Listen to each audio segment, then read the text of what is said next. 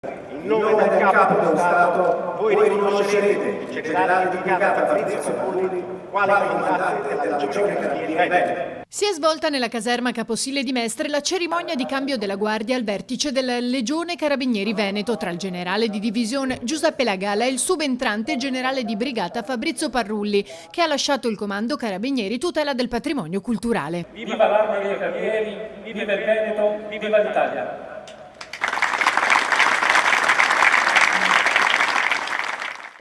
La cerimonia si è tenuta alla presenza del comandante interregionale Carabinieri Vittorio Veneto, il generale Enzo Bernardini, e delle più alte autorità militari e civili. È stata l'occasione per tracciare un bilancio sulla situazione nella nostra regione. È ampiamente sotto controllo grazie appunto all'operato di tutte le forze di polizia, in particolare l'Arma dei Carabinieri, che è quella preponderante.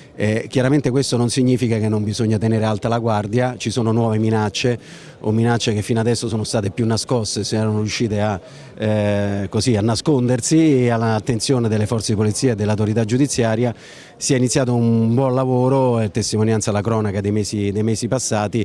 Credo che il Veneto continuerà a essere una regione produttiva, sicura, ma anche molto attiva nel contrasto della criminalità più pericolosa. E chiaramente la minaccia vera è quella di interessi che fanno parte della criminalità organizzata, che non è più solo nella forma del riciclaggio, ma uno sfruttamento proprio del tessuto economico molto ricco, molto produttivo, e quindi di molta attenzione.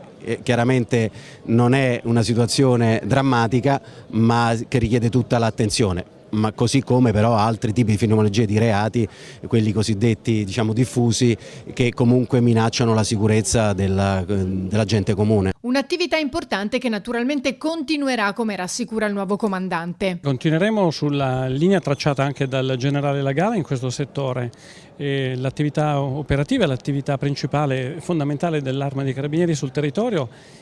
Tramite le stazioni, comandi compagnie e comandi provinciali continuiamo a assicurare e continueremo ad assicurare una presenza costante di vicinanza alle popolazioni e alle comunità, anche in questi settori, che sono settori molto importanti.